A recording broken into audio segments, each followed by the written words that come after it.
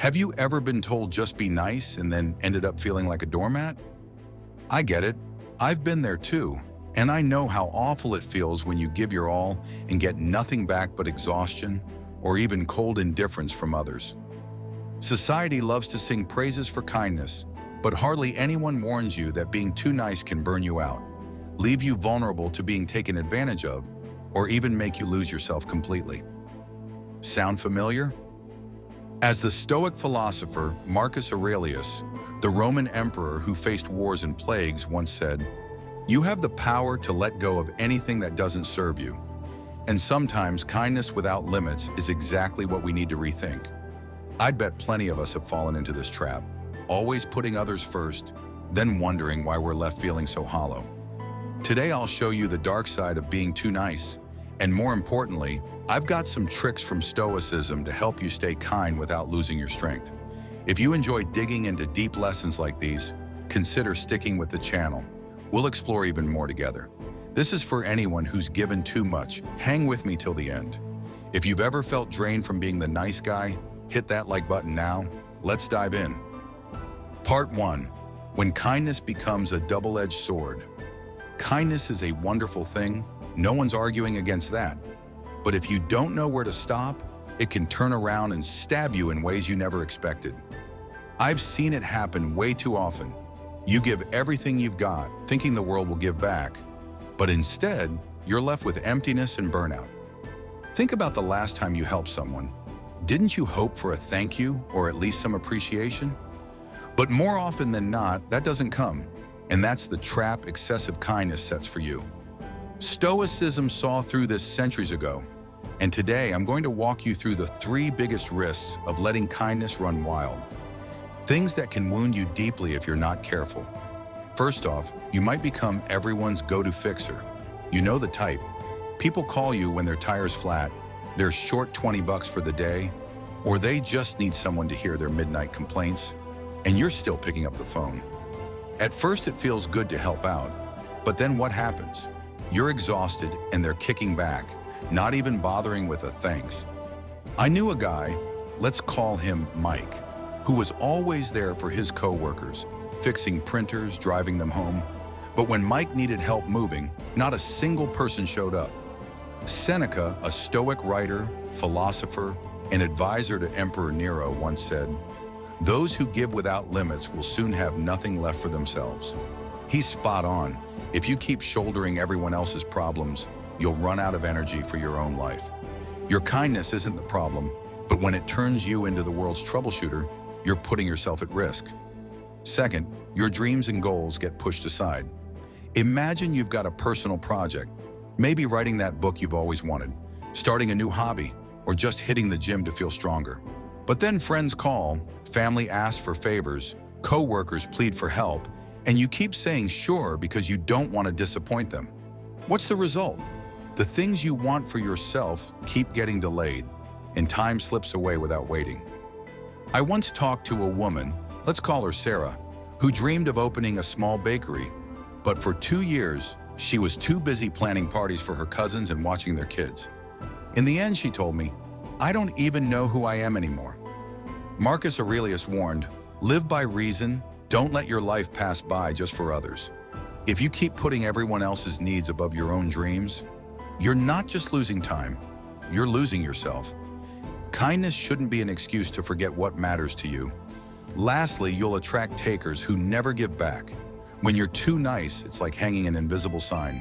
Free help here. And guess who shows up? Not the grateful ones or those who'd return the favor, but the ones who just take. Picture this story. The first day you give a kid a piece of candy, they grin ear to ear and thank you like crazy. Day 2, same deal. They're still grateful, but keep going.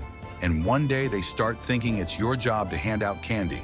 And when you stop, they resent you, like you owe them something.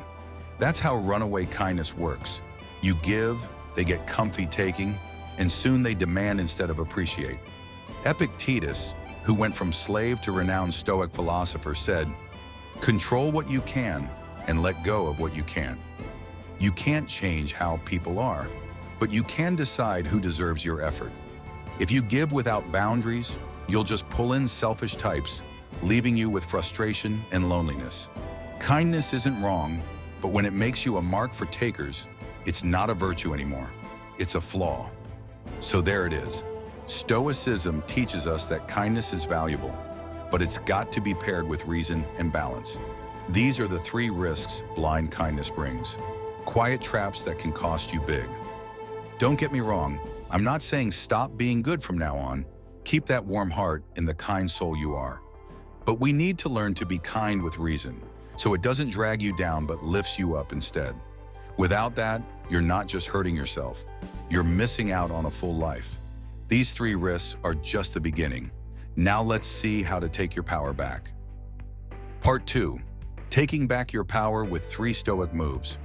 Now that you've seen the dark side of being too nice, those sneaky traps that can leave you drained and lost, don't panic. I'm not leaving you stuck there. I'm here like a friend to pull you out of that mess and hand you some stoic moves to take back your power. You don't have to toss out your warm heart. We're just adding a pinch of smarts to make kindness a superpower, not a burden. Picture yourself as the hero of your own story, strong, kind, but nobody dares messing with you. Here are 3 practical moves from Stoicism to keep your amazing self intact while standing tall in this wild world. Ready? Give me a smile, because even if philosophy sounds boring, I promise it'll feel like a fun coffee chat with your best pal. Move 1. The power of no. Sounds easy, doesn't it? But you know how tough it is to say. I'd bet you've stood in front of the mirror, practicing no, I can't do it, only to nod yes when someone asks for help. Here's the secret. No isn't rude. It's your superpower. Think about the last time a coworker begged you to stay late, or your best friend called at 2 a.m. to vent about their ex. Instead of sure, I'll help, try, no, I can't this time. Scary, you bet. But Seneca said, those who can't say no will lose themselves sooner or later. He's dead right. If you keep saying yes to everyone, you'll have no time left for yourself.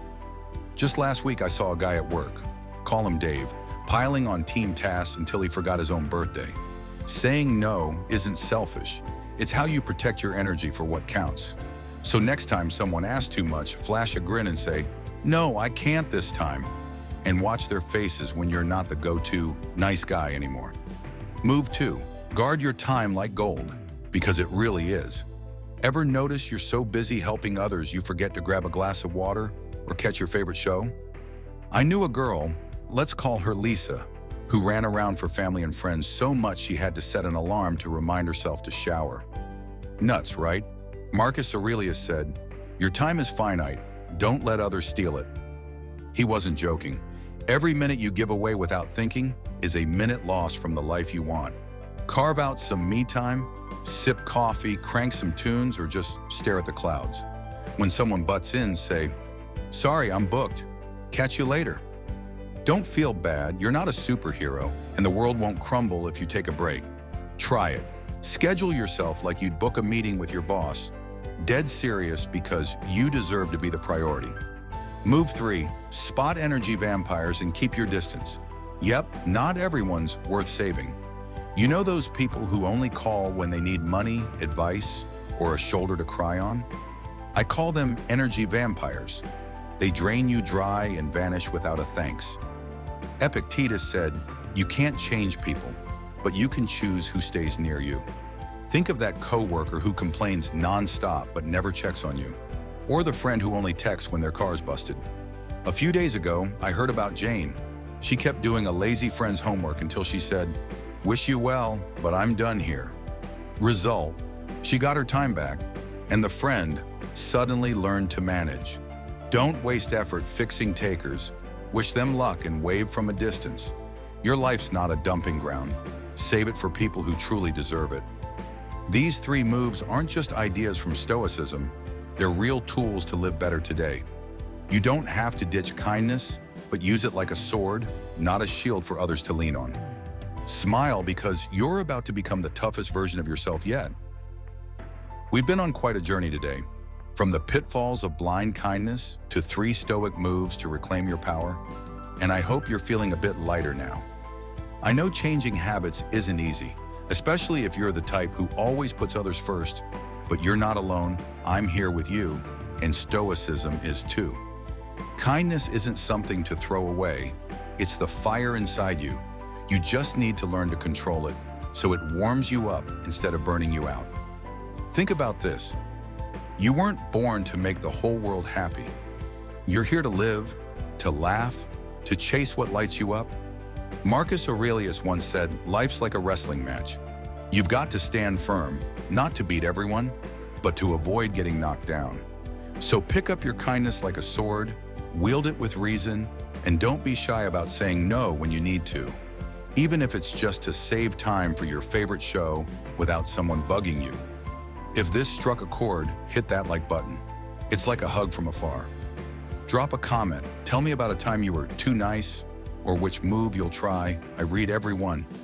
If you're up for more deep, fun lessons like this, consider sticking with the channel. We'll grow together with stoicism. Smile, you're stronger than you think.